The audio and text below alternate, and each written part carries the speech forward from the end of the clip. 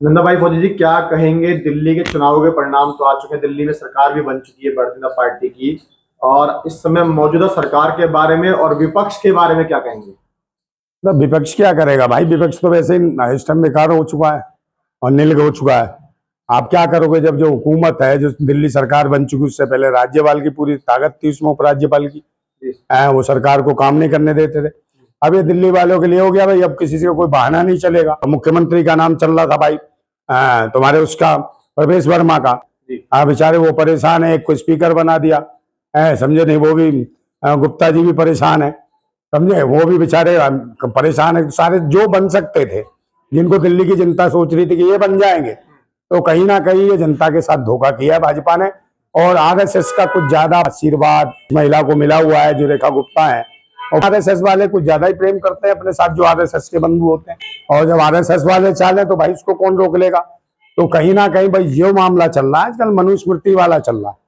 अखिलेश यादव आए थे आम आदमी पार्टी के समर्थन में, कहीं उन्होंने सांसद भी उतारे, लेकिन उसके बावजूद भी आम आदमी पार्टी को हार मिली। देखिए, हमें तो पहले से पता था कि भाई पहले नंबर तो भाजपा को वोट नहीं दे रहा और वोट पड़ भी नहीं रहा। केंद्र में सरकार इनकी है भाई, चुनाव आयोग इनका है, पुलिस इनकी है, सारे के सारे सब तरीके का पैसा है इनके पास।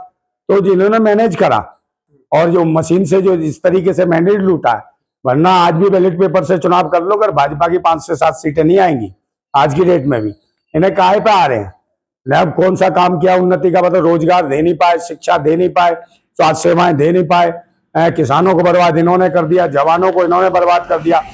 जात पात के नाम पे कूटा और पीटा जा रहा है, नीच और ऊंच का भेदभाव बढ़ता जा रहा है। इन्हें वोट कौन देगा? मगर वो मशीन वाले मैंने कहा था पहले भी कि जब तक रहेगी मशीन आते रहेंगे, और आ रहे हैं देखिए, और आ गए तानाशाह हुकूमत में।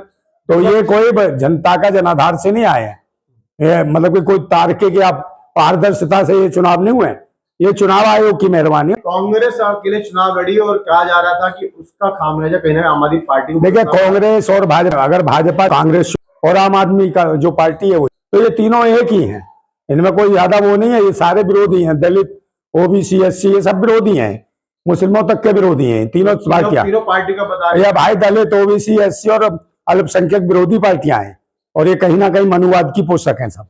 और ये चाहते हैं कि भाई देखो ना अरविंद केजरीवाल का क्या हाल हुआ। पहले क्या कहते थे? संविधान पढ़ाएंगे, भगत सिंह की बात करते थे, बाबा भीमराव अंबेडकर की बात करते थे। और फिर दिल्ली में जब दंगा हुआ तो ये क्या कराने लगे? जय हनुमान चालीसा पढ़ाने की बात करने लगे और हनुमान मंदिर से आने लगे। कहाँ गांधी की समाधि रोने जाते थे, हनुमान मंदिर से यात्राएं होने लगी। तो ये भी कहीं ना कहीं धर्म के पाखंड की राजनीति में कूद गया। ये भी सोचा हम भी सॉफ्ट हिंदुत्व की राजनीति करेंगे, हम भी हिंदूवादी बन जाएंगे। तो कहीं ना कहीं ये भी लोगों को अच्छा नहीं लगा कि ये कब गिरगिट की तरह चेहरा और रंग बदल लें। भाजपा, आरएसएस, कांग्रेस और आम आदमी में कोई अंतर नहीं है, ये सब एक ही है। मतलब आप कहना चाह रहे हैं कि कहीं ना कहीं अरविंद केजरीवाल दलित विरोधी हो गए? हाँ, दलित विरोधी हैं ये भाई। आप मुझे बताओ कितने दलितों, कितने पिछड़ों को टिकट दिए इन्होंने? नहीं दिए ना, उनको वोट चाहिए इनका दिया। उनके मुख्यमंत्री के दावेदार कौन रहे? आप ये बताओ ना। आई सभी देख लो, बीजेपी भी ले आई। तो भाई इनकी सोच ही है कि शर्मणों को ऊपर बैठाना और दलित, पिछड़े, आदिवासियों को पीछे करना। आप मुझे बताओ, चुनाव हरवाया, कहाँ इज्जत हुई? कांग्रेस ने उस तरीके से कहाँ चुनाव लड़ा? क्योंकि देवेंद्र यादव प्रदेश अध्यक्ष थे कांग्रेस के, तो देवेंद्र यादव को नहीं चाहते थे। ये नहीं चाहते कोई पिछड़े समाज का व्यक्ति आगे बढ़े और नेता बने, तो इन्होंने कांग्रेस खुद भाजपा के साथ मिल गई और देवेंद्र यादव को भी हरवाने का काम करा इन्होंने। समझे, ये वो लोग हैं। तो इनकी पार्टी का था कांग्रेसियों ने, कांग्रेस ने ही देवेंद्र यादव को हरवाया। मतलब SC ST माइनॉरिटी समाज को बिल्कुल पीछे सब जगह हो रही है, हर स्तर पे हो रही है, कहीं चले जाओ पूरे देश के अंदर हो रहा है। जब मनुवाद स्थापित हो रहा है, समझे, मनु के द्वारा वन व्यवस्था बनाई गई, जातियों का जो मतभेद बनाया गया, उसी को ये लागू करना चाहते हैं। दूसरी दुनिया के देश विज्ञान की उन्नति से आगे बढ़ रहे हैं, नासा जैसे उपकरण तैयार हो रहे हैं अमेरिका में, और कहाँ कहाँ नासा ने तरक्की कर ली। भारत में क्या विज्ञान की उन्नति हो रही है? विज्ञान को कहाँ जाके फेंका जा रहा है? बच्चों को पढ़ने लिखने नहीं दिया जा रहा। शिक्षा के केंद्र निरंतर ये भाजपा बंद कर रही है। सरकार में तो लगातार देश आगे बढ़ रहा है ना। नहीं, मोदी सरकार कहां से बढ़ रहा? बढ़ तो रहा है, देखो ना। विश्वगुरु कहते थे अमेरिका से कैसे आ रहे, हाथों में हथकड़ियां, पैरों में बेड़ियां, प्रवासी भारतीयों को कैसे भेजा जा रहा।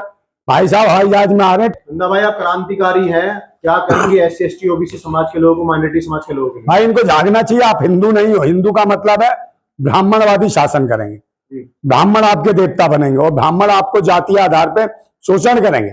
आपका वोट लेने के लिए तो आपको हिंदू बनाएंगे, उसके बाद आपको दलित, पिछड़ा और नीचा ऊंचा बताएंगे और आपको मेन भागीदारी नहीं देंगे। और यही वजह है कि आपको हिंदुत्व का वो नौटंकी दिखा दिखा के धर्म के नाम पे आपको बर्बाद कर रखा है।